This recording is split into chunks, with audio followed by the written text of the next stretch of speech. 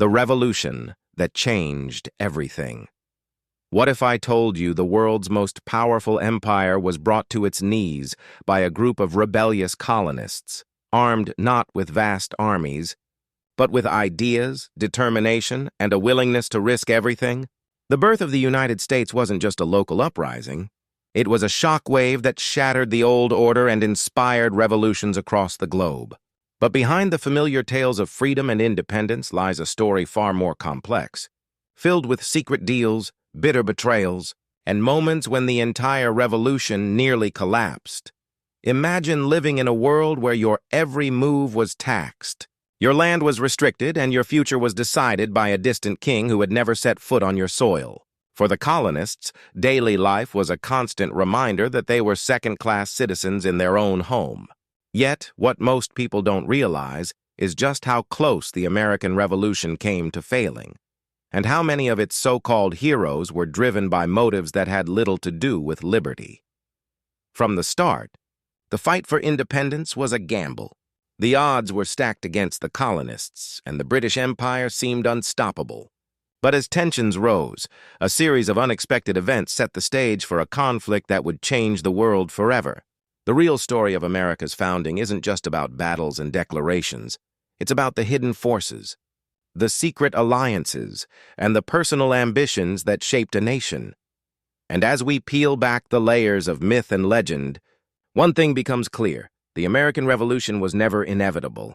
It was a desperate struggle, full of twists and turns, where victory was anything but certain. So how did a ragtag group of rebels manage to outwit the world's greatest superpower?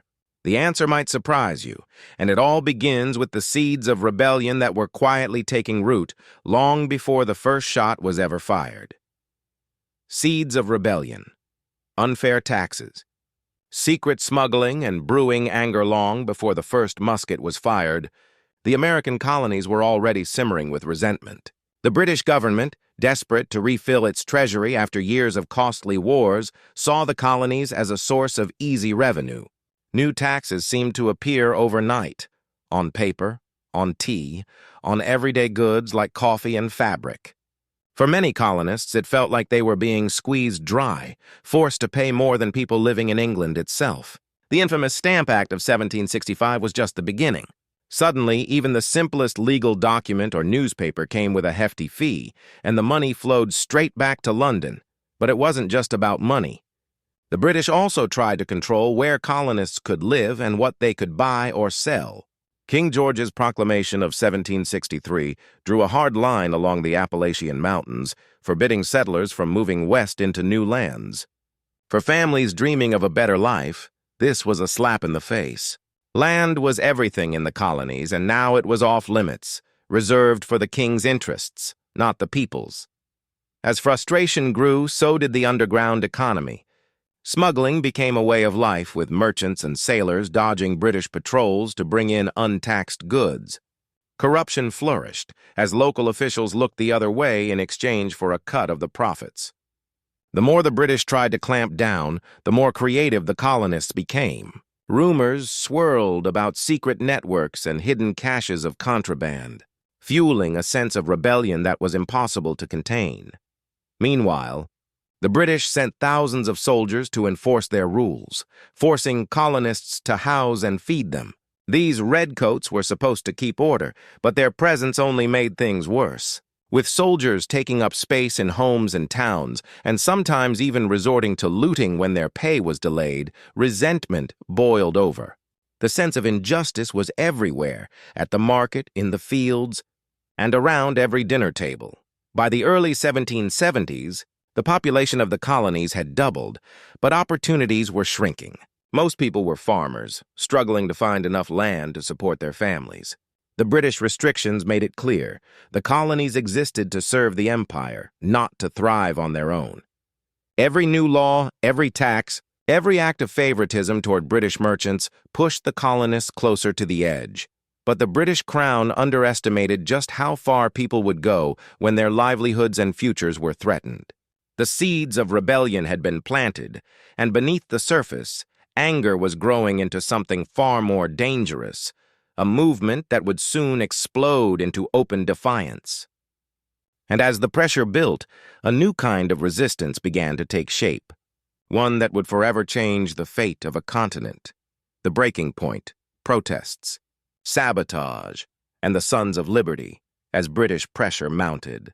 The colonies reached a breaking point. What started as scattered grumbling soon erupted into organized resistance, and the streets of Boston, New York, and Philadelphia became battlegrounds for a new kind of warfare, one fought with boycotts, sabotage, and raw defiance. The colonists were no longer content to simply complain. They were ready to fight back, and they weren't afraid to get their hands dirty. The Stamp Act had already left a bitter taste, but when Parliament doubled down with new taxes on tea, glass, and other essentials, outrage turned to action. Across the colonies, secret meetings were held in taverns and back rooms, where ordinary men and women plotted ways to strike back at the British. Out of this underground movement emerged a group that would become legendary, the Sons of Liberty. These were not politicians or generals, but shopkeepers, craftsmen, and laborers, people with everything to lose and nothing left to fear. Their tactics were bold and sometimes brutal. Loyalists, those who sided with the British, found themselves targets of intimidation, their homes vandalized, their businesses boycotted, and in some cases, their reputations destroyed. Sabotage and arson became common tools of protest, sending a clear message that colonial patience had run out. The British, in turn, responded with even harsher measures. Determined to crush the rebellion before it could spread, but nothing captured the world's attention like the Boston Tea Party. On a cold December night in 1773, a group of rebels disguised as Native Americans slipped aboard 3 British ships docked in Boston Harbor. Working quickly and quietly, they dumped an entire shipment of tea, worth a staggering sum, into the icy waters below. The act was more than just a protest against taxes. It was a direct challenge to British authority, a signal that the colonies would no longer be pushed around. The British response was swift and severe. Parliament passed the so-called Intolerable Acts, shutting down Boston's port, stripping Massachusetts of its self-government, and placing the colony under military rule.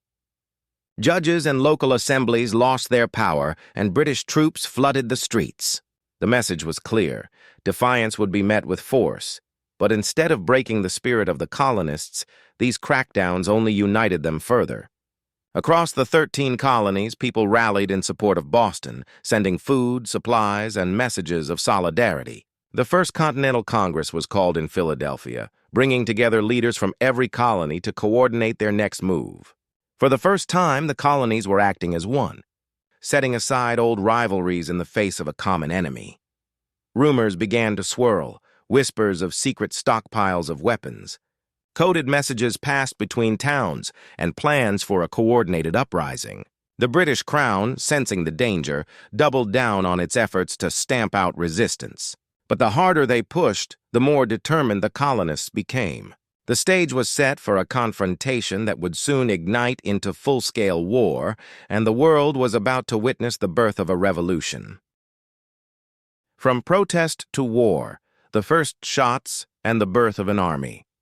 The tension in the colonies had reached a boiling point. Protests and boycotts had shaken British control, but now the threat of open conflict hung in the air. No one knew exactly when or where the first shot would be fired, but everyone sensed it was coming. In the early hours of April 19, 1775, that moment finally arrived. British troops, under orders to seize hidden weapons and arrest rebel leaders, marched toward the small towns of Lexington and Concord.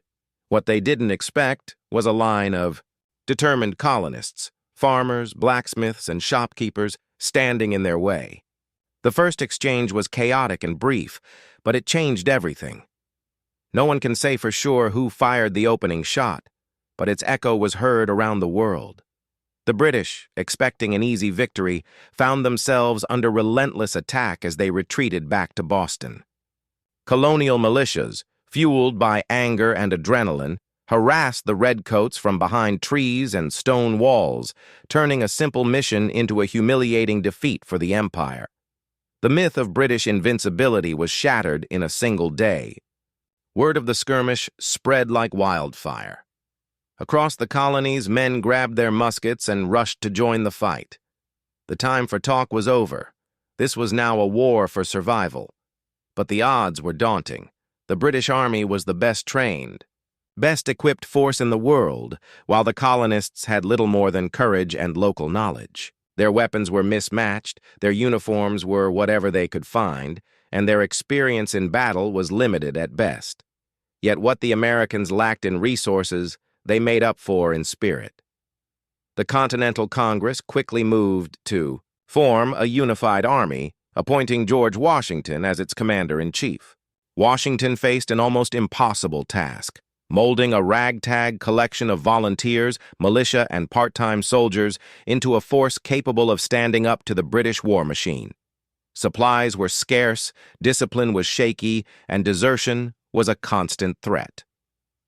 But Washington's leadership and the determination of his men kept the dream of independence alive. The early battles were a mix of disaster and inspiration. At Bunker Hill, the Americans suffered heavy losses, but proved they could stand toe-to-toe with British regulars. Each skirmish, each narrow escape, became a rallying cry for the cause. Local support was crucial. Villagers provided food, shelter, and vital intelligence, while women and children worked behind the scenes to keep the army supplied.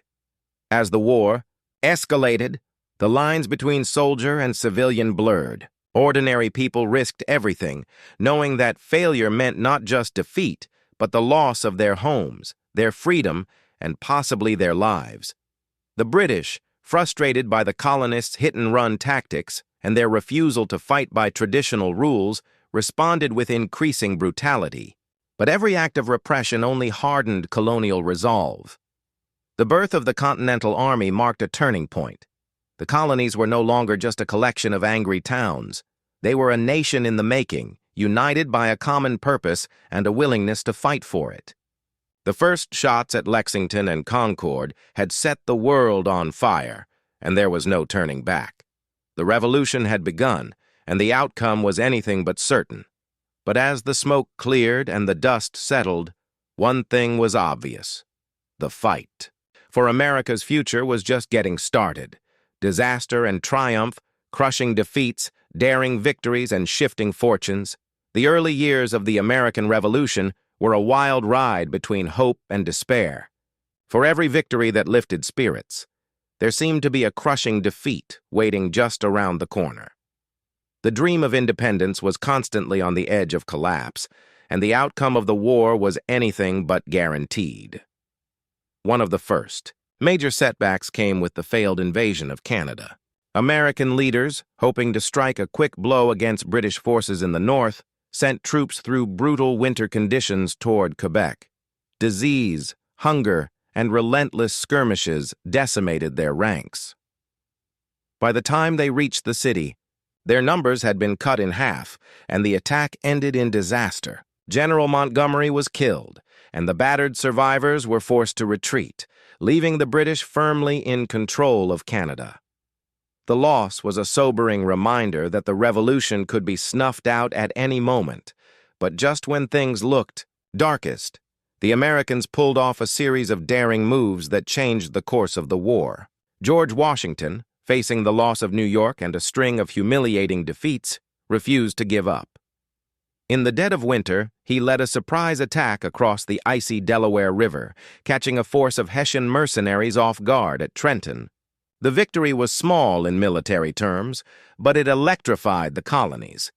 Days later, Washington struck again at Princeton, proving that the Continental Army could outsmart and outfight the British when it mattered most.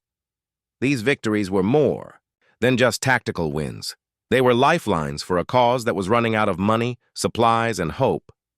Volunteers flocked to Washington's banner, inspired by the idea that the impossible might just be within reach. But the struggle was far from over. The winter at Valley Forge tested the limits of endurance as soldiers faced freezing temperatures, disease, and starvation. Many didn't survive, and those who did were forever changed by the experience. Yet out of this hardship came a new sense of unity and discipline, forged by shared suffering and the relentless drive to keep fighting. Meanwhile, the British were learning that victory would not come easily. Their traditional tactics were no match for the Americans' hit-and-run attacks and deep knowledge of the land. Every time the British captured a city or won a battle, they found themselves surrounded by hostile locals and cut off from supplies. Guerrilla fighters harassed their movements, sabotaged their plans, and made every inch of progress costly.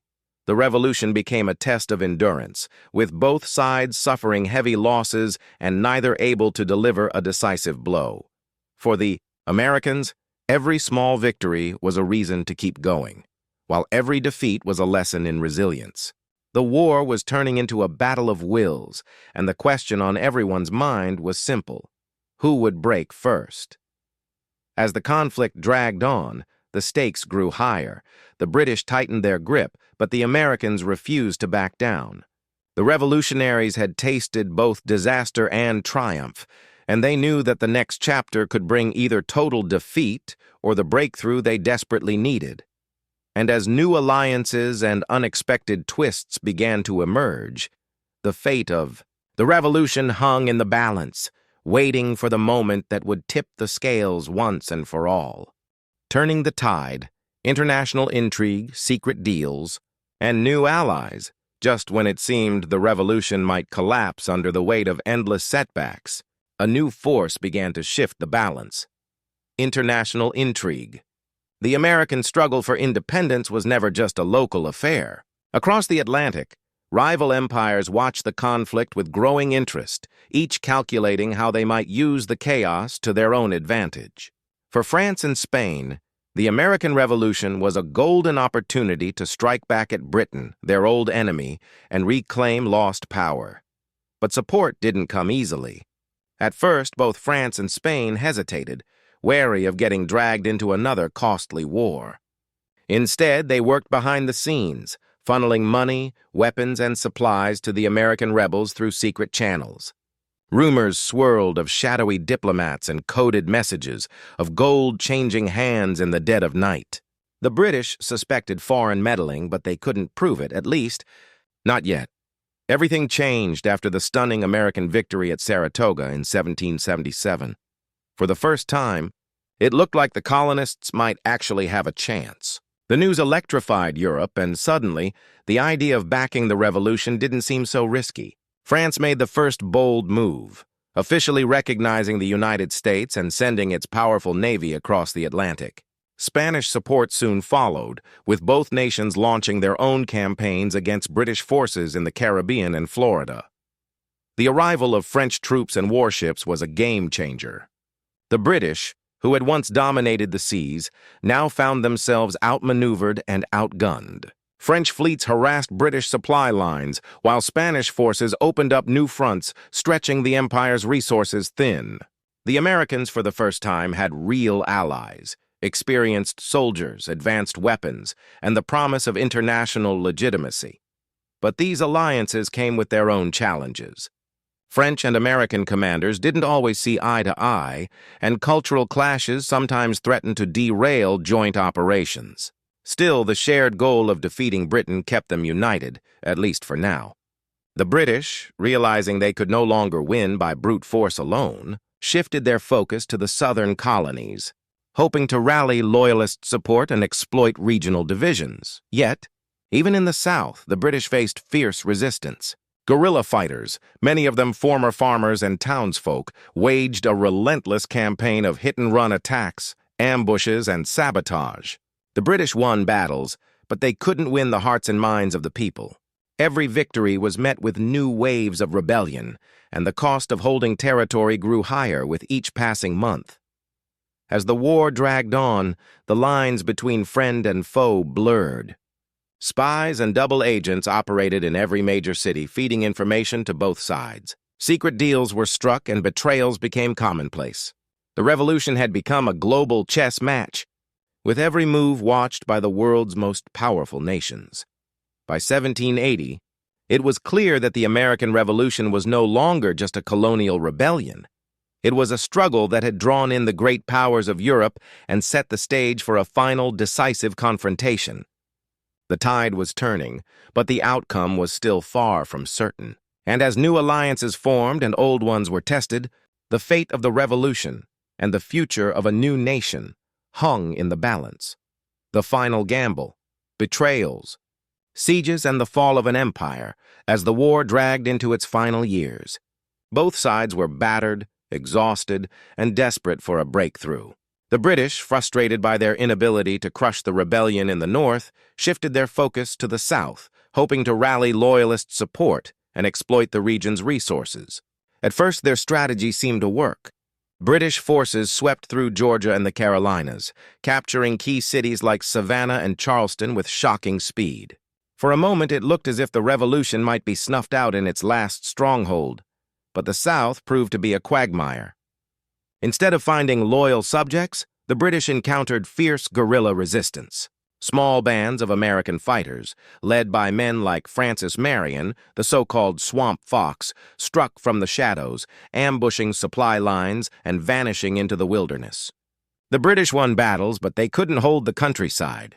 Every victory was met with new waves of rebellion, and the cost of occupation grew unbearable. Meanwhile, the revolutionaries faced their own challenges. Supplies were running low, morale was fragile, and rumors of betrayal haunted every camp. The infamous treason of Benedict Arnold, once a celebrated American hero, sent shockwaves through the ranks. Arnold's decision to switch sides and plot the surrender of West Point to the British was a chilling reminder that not everyone could be trusted, and that the revolution's fate hung by a thread. Yet, even as the war seemed to teeter on the edge of disaster, a series of bold moves set the stage for a final, decisive confrontation. The French, now fully committed to the American cause, sent thousands of troops and a powerful fleet to the colonies. Together with Washington's battered army, they hatched a daring plan: trap the British in Virginia and force a surrender that would end the war once and for all. The British commander, Lord Cornwallis, found himself cornered in the small town of Yorktown, his forces cut off from escape by land and sea. The French Navy, in a stunning victory, blocked British reinforcements from reaching the coast, while American and French troops closed in from all sides. The siege of Yorktown was relentless. Day and night, artillery pounded British defenses, and every attempt to break out was met with fierce resistance. Inside the British camp, desperation set in. Food and ammunition dwindled, disease spread, and hope faded. Cornwallis, once confident of victory, now faced the unthinkable: total defeat at the hands of a rebel army and its unlikely European allies. On October 19, 1781, with no options left, Cornwallis surrendered his entire force, nearly 7,000 men, to Washington and the French. The news sent shock waves through Britain and across the world.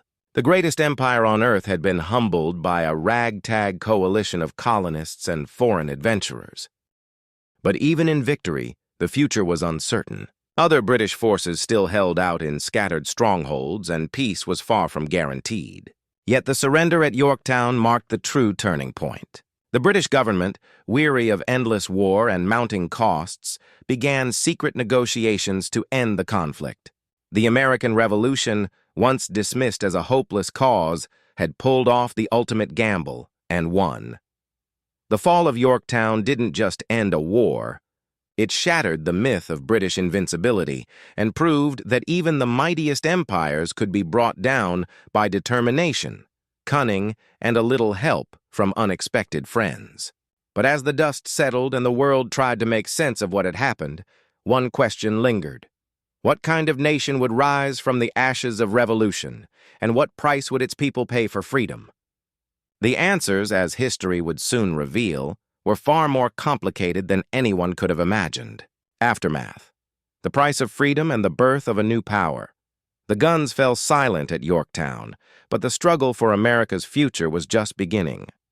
The British defeat sent shockwaves through Europe, and the world watched as the former colonies faced the daunting task of building a nation from the ruins of war. The Treaty of Paris, signed in 1783, officially ended the conflict and forced Britain to recognize American independence. On paper, it looked like a clean break, a new country free to chart its own destiny. But the reality was far messier, and the price of freedom was higher than anyone had imagined. The war had left the land scarred and the people weary. Cities like Boston, New York, and Charleston bore the marks of occupation and battle. Farms had been burned, families torn apart, and entire communities uprooted. The economy was in shambles, with debts piling up and trade networks in disarray. For many, the promise of liberty came with a heavy dose of uncertainty. Would the new government be any better than the old? Could 13 fiercely independent states really unite under a single banner? Beneath the surface, old divisions lingered. Loyalists, those who had sided with the British, faced suspicion, violence, and even exile. Some fled to Canada or back to England, leaving behind homes and fortunes. Others tried to rebuild their lives in a country that now saw them as traitors. Meanwhile, the question of who truly benefited from the revolution loomed large. While the rhetoric of freedom echoed through the halls of Congress, not everyone shared equally in the new nation's promise. Enslaved people remained in bondage. Native American lands were seized, and women's rights were largely ignored. The ideals of the revolution were powerful, but their reach was limited. Yet for all its flaws and contradictions, the American experiment was underway. The founding generation faced a mountain of challenges, drafting a constitution, balancing state and federal power, and finding ways to pay off crushing war debts. Political infighting was fierce, and rumors of new rebellions and foreign plots kept nerves on edge. But there was also a sense of possibility, a belief that something new and extraordinary could emerge from the chaos. The world took notice. Monarchies across Europe watched nervously, fearing that the spirit of revolution might spread to their own restless subjects. Some historians claim that the American victory inspired uprisings from France to Latin America, sparking a wave of change that would reshape the globe. Others argue that the revolution's legacy is more complicated, marked by both progress and painful contradictions. One thing is certain. The birth of the United States was not the end of the story, but the beginning of a new and unpredictable chapter. The price of freedom was steep, and the wounds of war would take generations to heal. But the revolution had unleashed forces that could not be contained, and the world would never be the same. And as Americans set out to define their new nation, they faced a question that still echoes today. Would the ideals of liberty and justice truly guide their future? Or would old patterns of power and privilege simply take new forms? The answer, as history shows, would be anything but simple. The revolution's legacy and the questions. No one dares to ask, the American Revolution is often remembered as a triumph of freedom over tyranny, a story of brave patriots standing up to an empire and forging a new path for humanity. But beneath the surface of this celebrated narrative lies a web of contradictions, untold stories, and uncomfortable truths that still spark debate centuries later. The legacy of the revolution is not just about what was won, but also about what was lost and what remains unresolved. For many, the revolution delivered on its bold promises. It established a government that, at least in theory, was accountable to its people. It inspired movements for democracy and independence around the world, from France to Latin America. The ideals of liberty, equality, and self-determination became rallying cries for generations to come. But the reality was far more complicated. The new nation was built on compromises and exclusions that left millions on the outside looking in. Enslaved people, who made up a significant portion of the population, saw little change in their daily lives. The revolution's leaders spoke passionately about freedom, yet many of them owned slaves and defended the institution that denied liberty to so many. Native American nations, too, found themselves pushed further from their lands as the new United States expanded westward, often breaking treaties and promises in the process. Even among the colonists, deep divisions remained between rich and poor, city and countryside, north and south. Rumors and speculation have always swirled around the revolution's true motives. Some historians suggest that economic interests, personal ambition, and the desire for power played just as big a role as high-minded ideals. Was the revolution really about liberty for all, Or was it a calculated move by colonial elites to protect their own wealth and influence? Reports from the time hint at secret deals, backroom bargains, and betrayals that rarely make it into the history books. And then there's the question of what the revolution actually achieved. Did it create a more just and equal society? Or did it simply replace one ruling class with another? The new government faced immediate challenges: fierce political battles, regional rivalries, and the ever-present threat of foreign intervention. The Constitution, hailed as a masterpiece of compromise, left many issues unresolved, setting the stage for future conflicts that would test the nation's very survival. Yet, for all its flaws and contradictions, the American Revolution remains a turning point in world history. It showed that ordinary people could challenge the most powerful forces of their time and reshape the world in the process. It proved that ideas, no matter how radical or dangerous, could inspire real change. But it also serves as a reminder that every revolution comes with a cost, and that the struggle for freedom and justice is never truly finished. So as we look back on the birth of the United States, it's worth asking, did the revolution fulfill its promises? Or did it leave behind a legacy of unfinished business? Are the ideals of liberty and equality still guiding the nation? Or have they been overshadowed by new forms of power and privilege? The answers aren't simple, and maybe that's the point. The story of the American Revolution is still being written, and its most important chapters may be yet to come. What do you think? Was the revolution a genuine fight for freedom or something more complicated? Let us know your thoughts in the comments, and don't forget to subscribe for more untold stories from history's most pivotal moments.